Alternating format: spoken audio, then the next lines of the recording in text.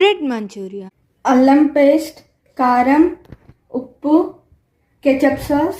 ముందుగానే bread slices పెట్టుకున్న ఒక capsicum, half tomato, 2 medium size onion.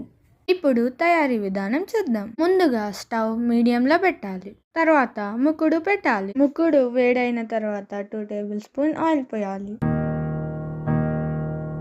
నూనె వేడైన తర్వాత ఫస్ట్ క్యాప్సికమ్ వేయాలి, తర్వాత ఉల్లిపాయలు, తర్వాత టమాటో. 1 నిమిషం అయిన తర్వాత కలపాలి. మగ్గిన తర్వాత అల్లం వెల్లుల్లి పేస్ట్ 1 స్పూన్. ఒక 2 మినిట్స్ తర్వాత 1 స్పూన్ కారం, 1 స్పూన్ ఉప్పు, 1 గరిట కెచప్ సాస్. ఇట్లా బాగా కలుపుకోవాలి. 2 మినిట్స్ తర్వాత ముందుగా కట్ చేసుకున్న బ్రెడ్ పీసెస్ని వేయాలి. చిన్న గ్లాస్ వాటర్ నీళ్ళు చల్లాలి. తర్వాత కలబెట్టుకోవాలి. ఇట్లా కలపాలండి.